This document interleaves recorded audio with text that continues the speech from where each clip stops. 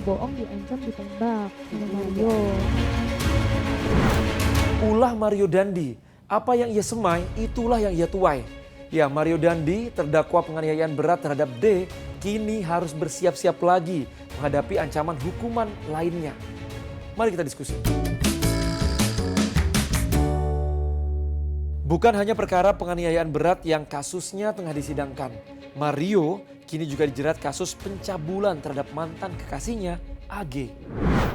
Layaknya drama berseri, sidang demi sidang Mario Dandi selalu menghadirkan fakta-fakta baru lagi. Ya, Mario Dandi dalam persidangan ini sempat mengaku bahwa ia berbohong, mengarang cerita saat pembuatan berita acara pemeriksaan. Tulis di BAP itu saya bohong yang mulia. Bohong ini nggak benar Di nih? situ saya mau membuat skenario bahwasannya Shane ini yang bikin saya panas sampai ujung-ujungnya saya mukulin David. Saya terprovokasi sama Shane. Di situ saya mau bikin skenario seperti itu. Cuman saat ini saya mau berkata sesungguhnya apa yang terjadi. Jadi jawaban saudara di BAP ini nggak benar ya? Saya bohong di situ yang mulia. Bohong. Terus kok berani amat kamu depan penyidik bohong? Mario telah mengaku kalau dirinya memberikan keterangan palsu saat pembuatan BAP. Oh iya, ngomong-ngomong soal palsu, ada lagi nih yang dipalsukan Mario Dandi. Saudara juga yang menyuruh Shane untuk mengganti nomor polisinya. Saya nyuruhnya ke Agnes sama Shane. Dua-duanya saya suruh. Apa alasannya? Kenapa kamu harus menyuruh saudara Shane maupun Agnes untuk mengganti nomornya? Supaya ada plat nomor aslinya yang mulia. Kan Supaya saat itu kan ada saya nomor pakai plat.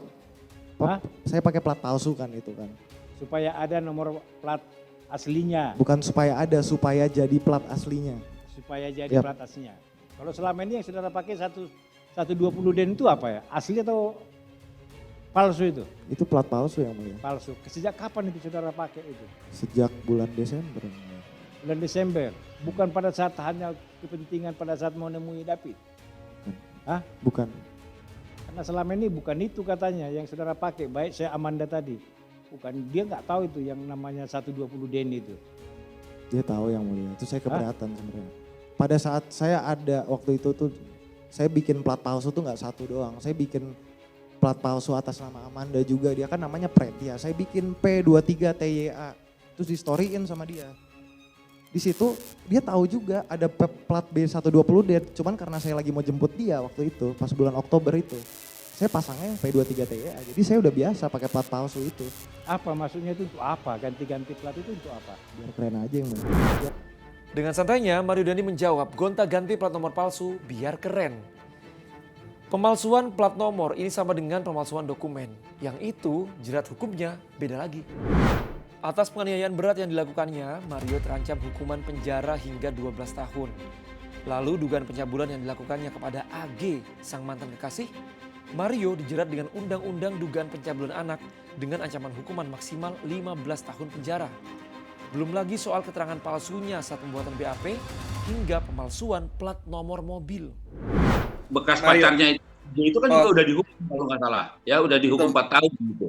Nah itu bisa dibayangkan artinya kalau AG saja yang hanya menyaksikan atau hanya menjadi pemicu itu 4 tahun, ya maka bisa dibayangkan pelakunya berapa tahun gitu. Nah artinya memang menurut saya tidak akan di bawah itu gitu. Ya tidak akan di bawah hukuman AG itu, hukuman Mario itu. Nah itu semua akan menjadi penilaian majelis hakim. Selain fakta-fakta baru di pengadilan yang bisa memberatkan hukumannya, tingkah Mario Dandi juga jadi sorotan. Mario Dandi pernah ditegur jaksa soal pakaiannya. Mario selalu mengenakan pakaian yang berbeda dari terdakwa lainnya yang seharusnya berpakaian hitam putih. Belum lagi ada sejumlah gestur dan juga ekspresi Mario saat di persidangan yang jadi sorotan. Apa yang dilakukan Mario Dandi di persidangan? Pengamat menilai ini akan menjadi citra yang melekat pada dirinya dan justru akan menjadi bumerang untuk Mario Dandi. Bisa jadi ini akan mempengaruhi penilaian dari hakim sebagai penentu keputusan di akhir persidangan. Saya kira itu menimbulkan, kalau dalam bahasa Indonesia itu citra diri orang. Oh orang ini memang nakal umpamanya gitu kan. Orang ini memang ada kecenderungan sombong umpamanya.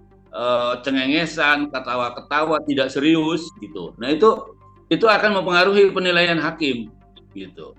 Artinya mungkin ya tindak pidananya sendiri sulit dibantah gitu, karena memang selain udah pemberitaan ya, keterangan saksi, kemudian video-video yang beredar itu sudah memperlihatkan memang terdakwa begitu melakukan perbuatan yang didakwakan gitu. Ya, citra dirinya Mario yang seperti itu pasti akan mempengaruhi putusan.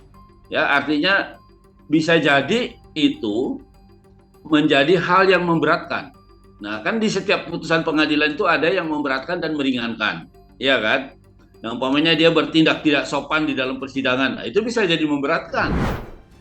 Sidang Mario Dandi terus bergulir hingga kini. Sidang ini jadi sorotan publik. Seperti menanti episode demi episode serial televisi, akhir dari kasus ini patut dinanti. Menurut kamu gimana? Akhir cerita Mario Dandi? Tulis di kolom komentar ya.